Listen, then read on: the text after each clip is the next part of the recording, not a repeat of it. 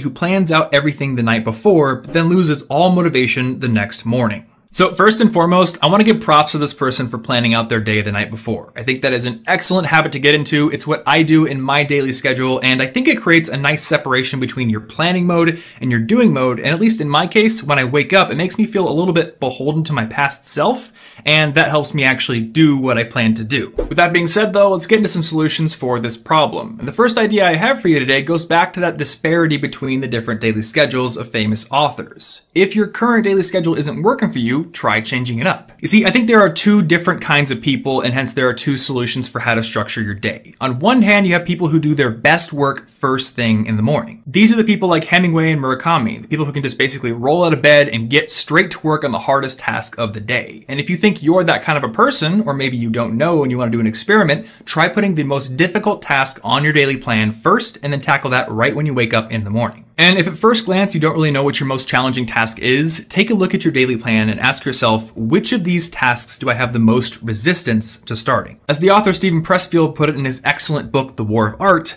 like a magnetized needle floating on a surface of oil, resistance will unfailingly point to true north, meaning that calling or action it most wants to stop us from doing. We can use this. We can use it as a compass. We can navigate by resistance, letting it guide us to that calling or action that we must follow before all others. Now, while trying this strategy out might help you be more motivated in the morning, it also might not. And that's why I think it's important to experiment a bit to see which category of people you fall into. Because there is a second category of people, and I think that I fall into the second category, and these are the kind of people who need to build up a bit of productive momentum before they get into the most challenging work of the day. Now, maybe you're wondering what productive momentum means. And to explain this, I want to tell you a story about a piece of advice a friend gave me a few years ago. He told me that when I'm procrastinating on starting a big, challenging task, I should go do the dishes. And the reason for that is that dishes are a chore, they are work, but they're what he called low-level work. Doing the dishes is not a cognitively demanding task, which means there's not a whole lot of mental resistance to starting them. But once you get into the flow of doing them, or really any other kind of chore or low-level task,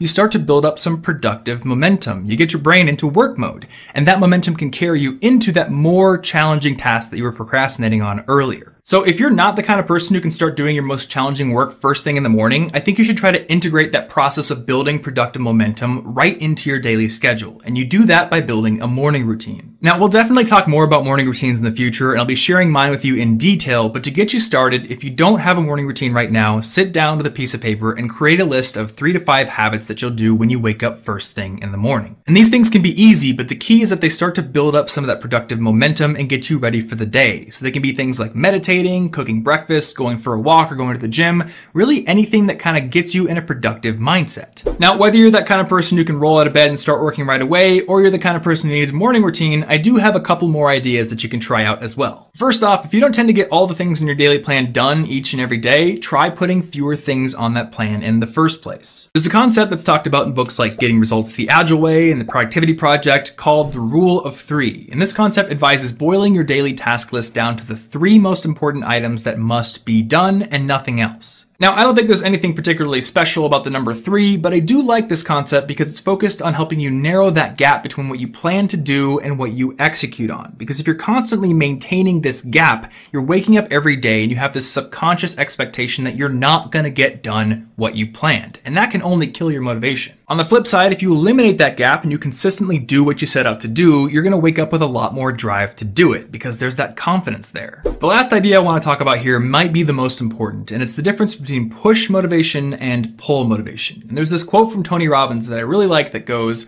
"There are 2 different kinds of motivation. Push requires willpower, and willpower never lasts. What will last is pull. Having something so exciting, so attractive, something you desire so much that you have a hard time going to sleep at night. You get up so early in the morning and you take it to the next level."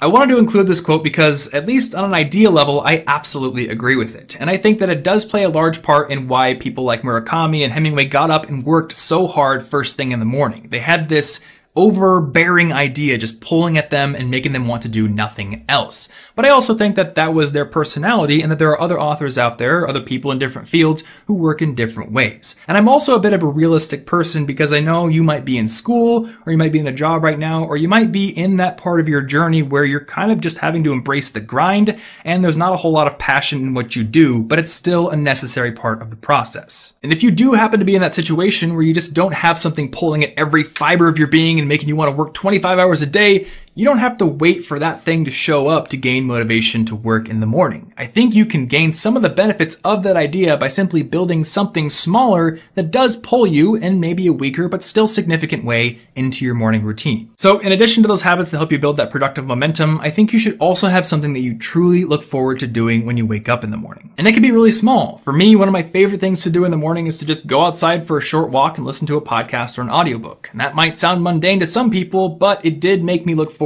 to starting my day, and that raises my overall motivation level to get